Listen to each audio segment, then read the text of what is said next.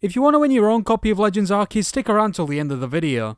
After years of mediocre games that basically bled the Pokemon formula we knew and loved dry, Game Freak has finally decided to shake things up with the franchise's first real open world entry. Needless to say, going into this game I was skeptical. Very skeptical. In reviewing all of the main series games last year, I got to see the steady decline of the franchise firsthand, and came to realise it wasn't just a figment of my imagination or a product of me getting older and growing out of my Pokemon phase. In terms of the most recent entries, I didn't hate Brilliant Diamond, but it's very hard to fuck up a one-to-one remake of Sinnoh. However, looking at Game Freak's latest attempt to try something new was when the worry really started to set in. I started asking myself a load of questions like, will they get overly ambitious in an attempt to win back fans, or will they just rest on their laurels and slap a Pokemon skin on a glorified tech demo and call it a day? It was truly anyone's guess, but now that I've Pokemon Legends Arceus here with me, I can see for myself if it was a thrilling and positive experience we all hoped it would be. Before I go any further, I just want to say I'll be getting into some serious spoilers for the review, so if you don't want to be spoiled and you just want my opinion on whether you should get the game or not, I'd say yes, go for it. It's a pretty decent experience. But if you want to know my more complex opinions on the game, keep watching. The game starts with an intro similar to the Mystery Dungeon games, where a mysterious voice greets you and helps you pick out your look and name. Turns out this mysterious voice is Arceus himself, and after you introduce yourself, he takes your phone and transforms it, before sending you to the Hisui region, which is an ancient version of Sinnoh. You're then woken up on the little beach area by this game's professor, Professor Lavington. He explains that he saw you fall from the sky and came to see if you were still alive. While he's checking on you, all three of his Pokemon dart off, and he asks you to help him round them up. As you follow, you notice something glowing. You decide to investigate and find that it's your phone, which looks completely different. Arceus dubs it an Arc phone in a message that he sends you, telling you your mission is to seek out all the Pokemon that exist in Hisui. I usually don't point stuff out like this because I often find it kind of stupid that people feel the need to make fun of stuff that doesn't make sense in games mainly aimed at kids, but I just had to touch on this because of how weird and kinda hilarious it was for me. I mean seriously, the Pokemon equivalent of God abducts you, jacks your phone, and then DMs you like, "This is your mission, my son." What the fuck? I mean, that just really fucked with me for a second. I just had to mention it. Getting back to the story, after you pick up your Arc phone, the professor teaches you how to catch Pokemon in this game, which simply involves you aiming and throwing your Pokeball at wild Pokemon. Once you've caught all three Pokemon, the professor expresses how surprised he is at your knack for catching Pokemon, despite Pokeballs only recently being invented, and invites you to stay at Jubilife Village in exchange for your help with his research. Upon arrival at Jubilife, you learn that the professor wants you to join an organisation called the Galaxy Team, and introduces you to two members of said organisation, Captain Silene and either Ray or Rakari, depending on which gender you picked. After exchanging pleasantries, you grab a bite to eat and turn in for the night. The next day, you're tasked with proving yourself in a trial by catching 3 Pokemon at once. You're given a satchel and a starter Pokemon to aid you in your quest. And it is in this trial you actually get a feel for the wild encounters in this game. Pokemon are found roaming the overworld as in past games, but here they all behave differently, with some being more passive, with others being more prone to aggression. And it's up to you whether you decide to take them head on and catch them with nothing but a Pokeball, sneak up on them in hopes it'll make them easier to catch, or just take them on in a classic one-on-one battle. While on paper it may not sound that innovative or varied, while playing you really feel how much a choice aids a game in feeling fresh and fun. The handful of ways you can approach Pokemon battles and catching Pokemon in this game really helps make the gameplay engaging. Regardless, once you've caught all 3 Pokemon you were asked to catch, you return to the captain and are given your official uniform, meaning you are now part of the Galaxy Expedition team. Once you get dressed, you introduce yourself to your boss, Commander Kamado, and get your ass beat, before having Akari teach you how to craft things like Pokeballs, and then get your Pokedex off of Lavington. This leads to your first real mission, where Akari and Lavington walk you through more of the basics of catching and interacting with Pokemon, like dodging their attacks when you're spotted, as well as informing you about the different ways you can fill the Pokedex. You see, in this game, you don't just catch a Pokemon once and have a completed entry. You have to fill in the entry by doing other things to flesh out the information recorded, like evolving the Pokemon, seeing it use certain moves, and catching multiple of the same species. I really like this change because early on, it kind of motivated me to do as much as I could with any given Pokemon, and motivated me to go out my way to catch more than just what my intended team was. It's a really nice improvement on the old style of filling the Pokédex, because it not only expands on the concept, but also rewards players for going out of their way to fulfill these tasks, by boosting the Survey Corps rank, giving you more crafting recipes, making the game more fun and dynamic as you progress. It's actually kind of baffling to me that they didn't employ this kind of style sooner, because I found it quite addictive. I found myself coming back to the game again and again to see what new things I'd unlock as I progressed. Also, you probably noticed I mentioned this game as missions, which isn't inherently a bad thing, but there is a drawback to the mission-based system acting the way it does, and that's the open world, or lack thereof. You see, because the mission-based system is so linear and story-driven, the developers decided to make Jubilife Village act as a hub world, and make all of the areas you explore individual areas. Ones you can explore at your leisure, of course, but ones that are entirely disconnected from one another. This kind of makes the world feel slightly, well, disconnected. The world itself isn't horrible by any means, but it does kind of suffer because of how the game doesn't connect and flow to one cohesive piece, like Breath of the Wild for example. Thankfully, the mechanics present, such as the catching and battling systems, as well as the general progression of the story and things like you rising up the ranks in the expedition team, more than make up for it. But getting back to the story, the next day you go to the Obsidian Fieldlands. We meet Mai of the Diamond Clan, which are a bunch of people who believe Arceus, who they refer to as the Almighty Sinner, is a ruler of time.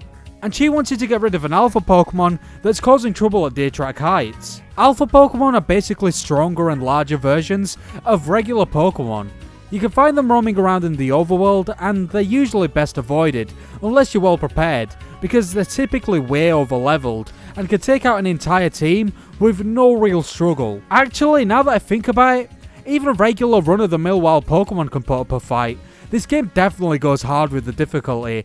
It's extremely hard to overlevel in this game, so most Pokemon will put a decent dent in your party if you don't one-shot them first. They'll get knocked out eventually, sure, but they're going down kicking and screaming. But anyway, you eventually reach Daytrack Heights and defeat the Alpha Kricketune, which earns you the adulation of the Diamond Clan and the respect of a Pokemon called Weirdeer. The next day, you wake up to find two very loud people arguing in front of the Galaxy Team headquarters. These people are Adamant and Irida, the leader of the Diamond Clan and the leader of the Pearl Clan respectively, and after they're done bickering, they go in to talk to the commander. You follow closely behind and find out that one of the Pearl Clan's noble Pokemon, a Pokemon called Kleavor, is in a frenzied state that was caused by lightning that hit the night you came to the village, and both of the leaders have come to the Survey Corps to investigate and solve the mystery behind what's happening with Kleavor. You accept the assignment and then head downstairs to get more intel on the situation, at which point Maya and Adamant pop up to tell you that they have their own frenzied noble and that they'd like your help after you're done with Kleavor. They also let you know that if you want to quell Kleavor's frenzy, you'll need the help of its warden, a boy named Leon. So you go out and seek Leon and he tells you that it's too dangerous to proceed without a plan.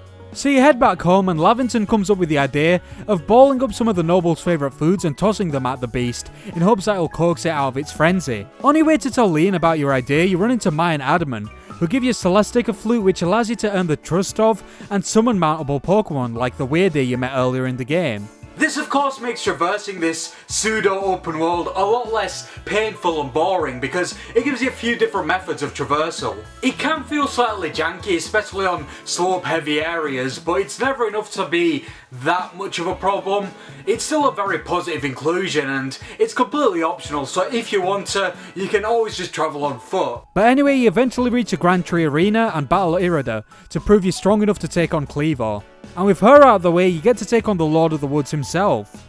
Actually, this is a good time to talk about the coolest thing about this game, the Noble Battles. You battle frenzied noble Pokemon throughout the game much like Kleavor, and the battles involve you dodging attacks and waiting for the right moment to throw up balled up food, known as bombs, at the frenzied Pokemon. These battles are pretty intense and quite challenging, much like the rest of the game, and they do a great job at making these Pokemon feel formidable. Also, it is in these battles you find more choice and options when it comes to how you play.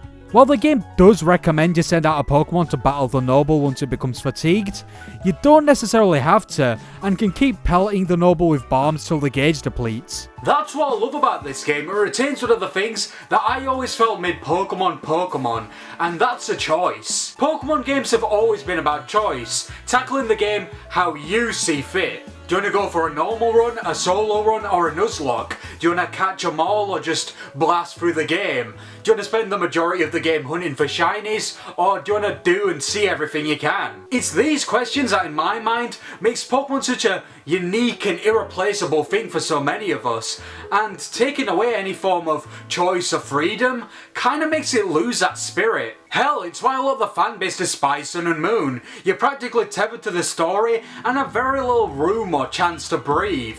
And while I did enjoy those games, it was a big drawback for me too. But luckily this game gets it right, even if there were some sacrifices made for the story. The options when it comes to catching and battling both wild Pokemon and Nobles, the character customization, the options and potential for possible challenge runs, it's all there and accounted for, and I have to applaud Game Freak for retaining this despite the transition. But getting back to the story, the day after you calm down Cleavor, you run into a girl called Arizu, who's apparently a warden for the Diamond Clan, as well as a hairdresser.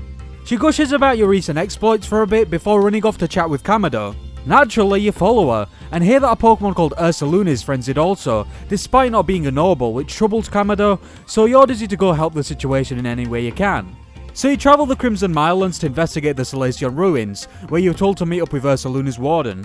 When you arrive, you're turned away by the warden Caliber, as she finds the way you handle taming Cleavor, as well as the idea of carrying Pokemon in Pokeballs, deplorable. As you take your leave, you run into Volo, a travelling merchant who you met earlier in the game. He usually comes bearing some kind of gossip, and this time's no different, as he tips you off to the fact that the wall fragment was stolen by a trio of bandits called the Misfortunes, and suggests you retrieve the fragment as a way to gain Caliber's trust. So you go confront the band of misfits, retrieve the fragment and present it to the warden. She comes to realise she may have treated you too harshly, and concedes, asking for your help to calm Ursaluna down. However, she does make it clear that he's not in a complete frenzy like Cleavor. This becomes apparent as you battle it, and once it's beat, you play the Celestica Flute, which allows you to summon Ursaluna to forage for hidden items. As Ursaluna begins to calm down, Caliber notices some kind of powder on Ursaluna's coat, and theorises Arizu might have something to do with it, since she offered Caliber some help with calming down Ursaluna's supposed frenzy. You report back to the commander and find Adamant, who seems annoyed. He's annoyed because Arizu didn't inform him that the noble Lilligant is frenzied, since she's a warden responsible for said noble, and is also worried for her safety because she's nowhere to be found. So with the help of Ursaluna, you sniff her out, literally, and find that she's hurt her ankle. Caliber then shows up and apologises to Arizu for assuming the worst of her, as she's come to realise that she wasn't the one behind Ursaluna's frenzy, nor Lilligant's, as she was only trying to fix things because Ursaluna became frenzied because he smelt the noble's perfume. As a result, Arizu felt responsible and tried to fix the issue herself. Adamant then shows up and assures Arizu that Lilligant will be fine, and asks you to go quell her frenzy. So you head to the Bravo Arena to take on the Lady of the Ridge, in hopes to bring her back to her usual self. The next day, you're told to explore the Cobalt Coastlands. However, the commander immediately lets you know that there's no noble Pokemon to be found in the entire area, which prompts Irida to explain that while the coastlands did have a noble, it passed away a few years ago. And since the noble's passing, many have seen ghostly figures on the island it once called home, so you've been tasked with investigating these reports. Upon arrival, you're informed by the professor if you want to investigate Firespit Island, you'll need the help of Warden Iskin. But before you do that, you give the warden of the previous noble a visit at the behest of Irida. She's called Polina, and explains that the previous noble, an Arcanine, drowned saving its cub, who's the heir to the throne so to speak. And despite requests to do so, she does want to push a little Growlithe into the noble position, and would rather nurture it, and let its emotional scars heal before it takes on any responsibility. She also reiterates that you'll need the help of Iskin and Basculegion to travel to Firespit Island, so you make your way to Iskin's house on top of Apom Hill. However, when you arrive, he tells you that you need to catch a Dusclops and use its Dark Pulse to create Basculegion's favourite dish and earn its respect. So you go catch one and have it help you make the food, so you can gain the ability to earn Basculegion's trust. But before you can celebrate the progress you've made, the Misfortunes pop up and kidnap one of Paulina's Growlithes. Luckily, Iskin figures out they probably took Growlithe to Firespit Island, so you follow in hot pursuit and find them trying to get the Pokemon to evolve. But they're easily taken care of, and once beat, the heir, who they thought they were kidnapping, comes running in to save its friend. What's even more impressive is that he swam all the way to the island, despite his fear of the ocean caused by the trauma of losing his father to it. And after hearing what was presumably the howl of his deceased father echoing through the volcano, the Growlithe evolves into an Arcanine and becomes frenzied. This leads to the bandits fleeing, allowing you to take on the Lord of the Isles, who Polina decides to leave behind once he's calmed down, as she now deems him worthy of being a noble. The next day you're summoned by the boss again. This time he wants you to travel to the Cornet Highlands to take on the noble Electrode. But before he and Admin get the chance to give you some more information on Electrode's condition, its warden Melly storms in and takes exception to your involvement with quelling Electrode's frenzy. But after the ruckus is over, you report to the captain, and she tells you that you need to go to the training grounds as you'll need the help of someone who's waiting for you there. Turns out it's a warden called Ingo, who you'll most likely recognise from the Gen 5 games as one half of the subway bosses. Apparently he fell from a space-time rift like you, with most of his memory erased, and eventually gained the trust of the Pearl Clan, becoming the warden in charge of a Pokemon called Sneasler. Ingo is the best damn character in this game. He just feels like that reliable type of character that you can always trust, and kind of feels like the only one who really understands you. This might be on purpose because you meet him around the same time you meet Melly, the worst fucking character in the franchise. He gets in your way for seemingly no reason constantly when you're just trying to help Electrode. And why is that?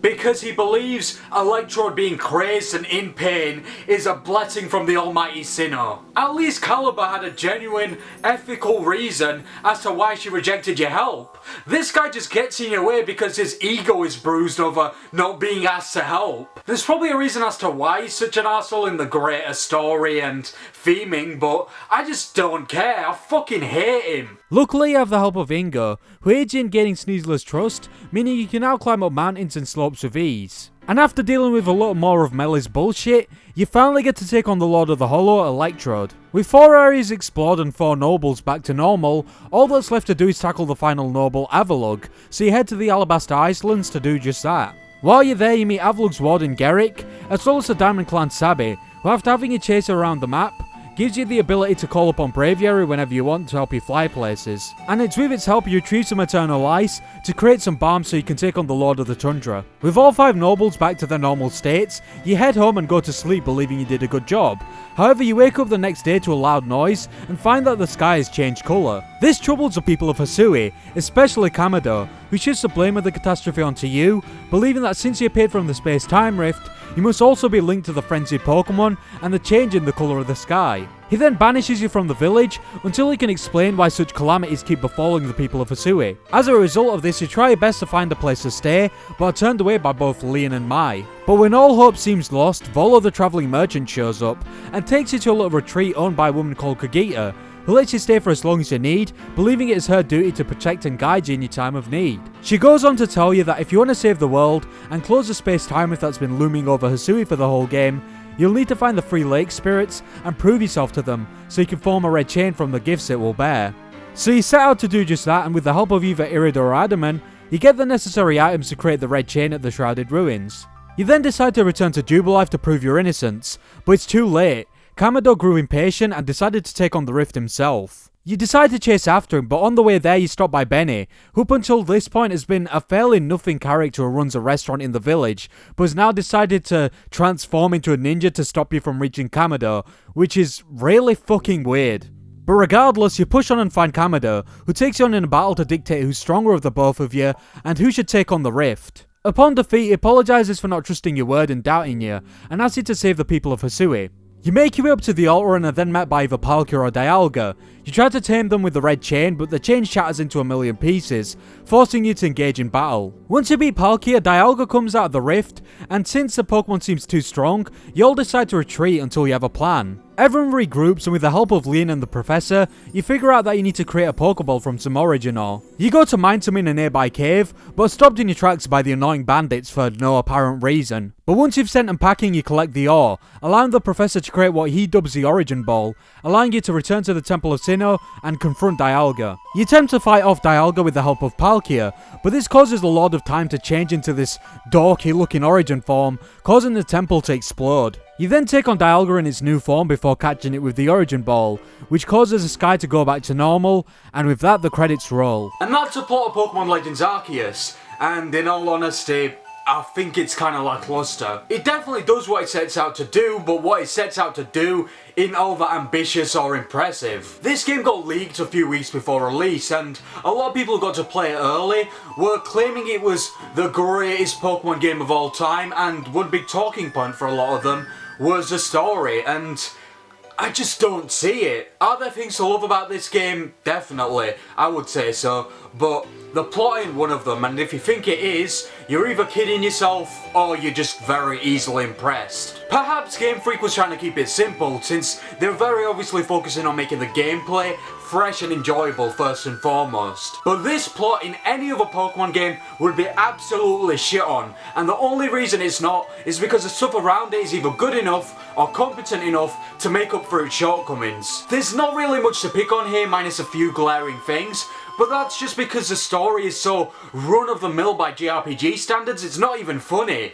Gen 1 seems more complex next to it. But hey, that's not always a bad thing. I'm a massive JRPG fan, and I've seen this a million times before, so I'm accustomed to a somewhat generic plot. And in some instances, I believe that it's actually the better option when picking what type of narrative to go for. The only difference is other JRPGs that do this can hold my interest during cutscenes and have interesting characters to interact with throughout. This game, however, has like 3 at most. I've already talked about Ingo, so I won't go on about him too much, but he, as well as Adamant and Irida, are probably the only good characters in the whole game. In the 2 clan leaders' case, they were kinda required to at the very least be bearable, considering how often they show up, but I get the feeling the devs went the extra mile to make them feel like noteworthy characters.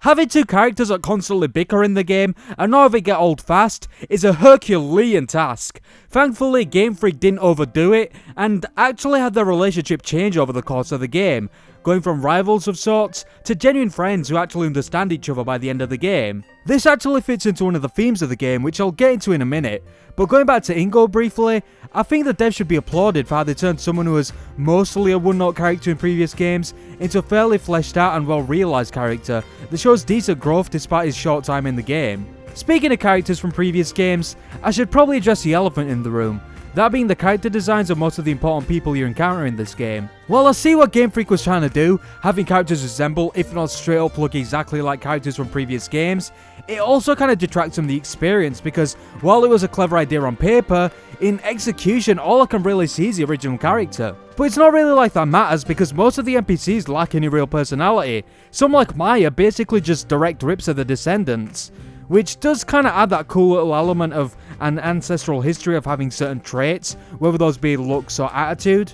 But it acts as somewhat of a double-edged sword because one second I'm appreciating the reference, and then the next I'm kind of just taken out of it, realising the character don't really stand on their own. Granted, that's probably my own weird complex at work here, but I'm pretty sure there's other people out there that feel the same way. But whether you like the carryover of designs or not, you cannot tell me that the Misfortunes are good characters. These dumb fucks drive me up a fucking wall every time they show up.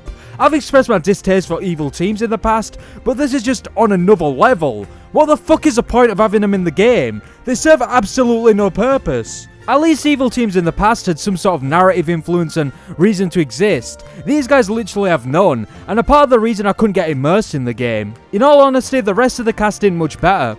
I've already mentioned the Wardens and such who, while competent, didn't really do much for me, but I don't think the Survey Corps members fared much better. Sure, they have defined characters to a degree, but I don't think it was enough to make me care about them. I also felt the same about Volo. He just felt like such a nothing character to me throughout the game, so I was basically unimpressed when I found out he betrays you in the post-game. Oh yeah, that reminds me, there's a post-game. To be completely honest, I didn't get very far in it because of some other shit I had to take care of, paired with the fact that I just kinda got bored of the game by the end of the main story. But from what I can gather, it actually sounds a lot more interesting than the main game. It involves you exploring the region, finding a bunch of plates and hunting down legendaries, slowly filling up the Pokédex so you can meet and battle Arceus. One thing I liked when looking at footage of these legendary boss fights, as well as the noble battles in the main game, was how the game presents all of these Pokemon as world-ending threats, things to fear and watch out for. Even regular wild Pokemon are treated with respect, and require some level of caution when being approached. I touched on this earlier of course, but it must be stressed how great of a change this is, because outside of challenge runs, in the old games wild Pokemon were nothing but a minor inconvenience at best. But here, even Pokemon like Shinx and Paras are like an Avengers level threat to the player at the start of the game. It actually kind of ties into what I think Game Freak's goal with this game was, increasing the sense of grandness and scale. This game feels like a traditional large-scale action RPG, something like an Elder Scrolls or a Xenoblade, something vast and monumental, while still retaining that homeliness and sense of nostalgia that Pokemon often captures so well. And part of that can be attributed to the way the themes and mythos are utilised in this game. The themes of this game aren't super concrete or apparent, but with some digging and some careful thought, I picked out a few smaller themes that make up a larger theme in this game. The main theme I found was belief systems and trust, not just in deities, but also in your relationships with people and Pokemon. From the start of the game all the way till the end of the main story, you're a point of contention for many. Some people trust you immediately and welcome you, believing in your abilities from the get-go. Some people only come around to you after you gain their trust, through your actions proving yourself to them. And in the rare instance, you're rejected altogether, even after proving yourself because the person refuses to trust you. On top of that, you get to see the conflicts between the Diamond and Pearl clans over their differing beliefs, which eventually get settled, yes, but is a constant sticking point. Characters passively throw jabs at one another, even when the other party isn't present, talking about how they suck because they believe in the wrong deity. Huh. That sounds kind of familiar. And despite this, you bring people together and get them to work in harmony, and trusting one another while their trust in you grows. It kinda gives you that feeling of being an underdog, like you have something to prove. And that feeling kicks in especially when you're exiled from the village. After proving yourself to everyone throughout the entire game, from clan members to Pokemon, you lose it all in an instant once the sky turns red. And one of the people who believed in you from the start, Kamado, is the one to instigate this change in perspective. It's a decent theme and works well on paper, but the writing of the game is so bad, it just doesn't work. It don't make you feel anything when you're actually playing the game. Me describing the theme and the intention the game had was probably more gripping and moving than the actual game executing said theme and story itself. Despite the pieces being there for a great story, Game Freak missed a mark and it just sucks. Luckily, the gameplay more than makes up for it. It's probably the most rewarding Pokemon has felt in a long time. I've already gone over most of the gameplay changes, so I'll spare you all the extra gushing, but it must be stressed how new and fresh this game feels from a gameplay perspective. The smoothness and seamlessness with which you catch and battle Pokemon, the strategy at play of strong and agile attacks, the ability to explore the world at your own pace, it all merges to create an awesome experience. The seamlessness of which battles take place alone kinda dates every prior Pokemon game, because battles go by so quick, battles in other games just feel slow in comparison. The game feels like the next logical step for the franchise, and has breathed new life into it with these changes to the core gameplay formula alone, and I couldn't be happier with it for that. Now, I've neglected to talk about the presentation, and that's for good reason. It sucks just as much as the story. I've stressed many times in my reviews that I'm the furthest thing from a graphics whore. A game could look like complete ass, and I wouldn't care as long as the gameplay is good. And the gameplay of Legends Arceus is good, but it's not good enough to excuse graphics that made me understand the term eyesore when referring to graphics. I will say that the actual models of people and Pokemon are decent, and certain structures like buildings look fine for what they are, but it's the fact that they look halfway decent that makes the game look so horrible. You could have the best next-gen looking model with incredible textures, but if that model is being utilised in a game where 90% of the world still looks like it's in its alpha stages, it's gonna detract from the model's greatness. And that's what's going on here. The semi-decent models clash with the ugly, lifeless and empty world that looks the same no matter which area you're exploring. It's an improvement over the wild area from Sword and Shield for sure, but Muck Rule 34 is probably better than the wild area. In terms of gameplay, sure, it's a large improvement, but graphically, it's barely an improvement over the wild area. A lot of people comparing this game to Breath of the Wild leading up to release, which obviously doesn't hold up since they're two very different games, and a large difference between the two is the graphics. From beginning to end, Breath of the Wild is a beautiful game. While it may not blow your mind, it's still an incredible looking game that runs fairly well and is fun to boot. This game on the other hand only looks good like 10% of the time, and is probably like a mid-tier Pokemon game at best, at least when it comes to overall enjoyment. Of course graphics aren't everything, but it detracted enough for it to be a problem. I just couldn't get invested in the world with how shit the game looked. The music didn't do much for me either. Maybe the soundtrack will grow on me after a couple repeat playthroughs, but a lot of it was a miss for me the first time round. It kinda just faded into the background. There are some great tracks here for sure, like the Fire Spit Island and Obsidian Fieldland themes, but there are a lot of forgettable ones too. I was also kind of mixed on the utilisation of old tracks from the Gen 4 games. I guess it made sense since you were exploring the same locales and it was kind of necessary to have similar tracks as callbacks of sorts, but I oftentimes just found myself preferring the original compositions. And while we're on the topic of aesthetic things like the presentation, I guess I should give my opinion on the look of the Hisuian variants. These designs were leaked early and led to a lot of people complaining as usual, and for once I actually kinda agreed. I thought some of the designs looked stupid and messy, but now seeing them in action, I actually kinda like a majority of them. Sure, they're not the best designs in the world, but they're okay for what they are. The only egregious ones are Palkia and Dialga's origin forms. They're arguably the most stupid and over-designed things in Pokemon period. At least the Kyurem fusions were over-designed in a good way. These things look like an 8-year-old was told to draw something cool in 5 minutes. Now I know it may seem like I spent most of this video bashing this game, but I'd like to stress that this game is a great foundation for Game Freak to build upon. There are so many changes and new things in this game that make me hopeful for the franchise that I couldn't even talk about in detail because of a lack of time. Like the ability to change moves and evolve on the fly, and side quests. This game is far from perfect, but it's a solid time whether you're already a fan of the franchise or not. So if you have the money, I'd say consider picking this game up. I personally would wait for a price drop, but if you like what you saw, maybe the full $60 would be worth it. Quickly before I go, a quick update and giveaway announcement. First and foremost, I want to say if you got this far in the video, thanks so much for watching. I really appreciate you guys and your continued support over the years.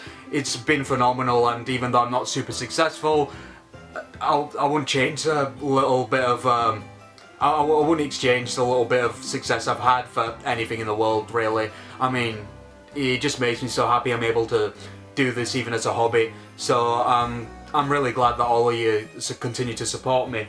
And you might have noticed in the video that like I usually have all of my consoles here, and I've only just got the Switch and a couple other things here, and you know the room probably looks a lot more bare than it usually does. And the reason for that is because I was intending to move at one point, but that fell through last minute because the landlord was a fucking arsehole and he gave me the runaround. So I'm not going to be moving just yet. I'm looking to, so there may be delays in videos at some point, but I'm not sure. It's a bit of a struggle since I don't have like a regular job. But yeah, enough of that. And also my laptop's just kind of fucking up at the moment, so after I've got this video edited and out, I'm probably going to send this off, so I probably won't have a video for a couple weeks after that, or whatever, maybe a month. We'll have to see. I'm going to they usually do a quick job at fixing it, but in case it takes long, there might be a slight delay. But onto the reason you guys are probably watching for this long, and that's a giveaway announcement. Basically, I was considering giving away a copy of Pokemon Legends Arceus, but to make it worth my while, because I'm not really earning much from YouTube at the moment, I decided to set a goal. So if this video gets 100 likes and I reach 1,000 subscribers by the end of, not by the end of the month, but like a month from this video being dropped. So say this, I don't know when this will go out, say it's dropped on Valentine's Day, on March the 14th,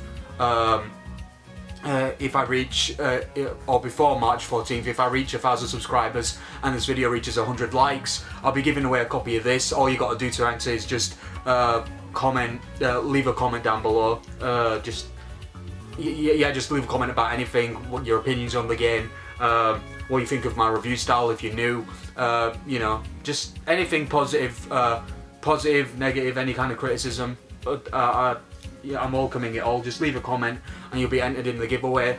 After the month is over, I'll be giving away a copy of this game. Either I'm not sure if it'll be physical or digital. I'm still figuring out the ins and outs. But yeah, if you want, once I reach 1,000 subscribers within a month and this video gets 100 likes, yeah, the giveaway will basically be set in stone, and I'll just do a random name generator type thing and just figure out who wins, and then I'll probably reply to comments, so keep an eye out for that. And or I'll probably post a video announcing the winner. So yeah, have the notification bell on for and all that good shit. But yeah, I've basically rambled long enough. But yeah, that's basically all. I hope you enjoyed the video. Please do feel free to leave a like, subscribe, share, do all that good shit. Yeah, please share. That's another thing I wanted to say. Please like and share and comment and do all of that shit. Engagement's really important. But yeah, I've rambled long enough. I've been XYZCruncher. Take care.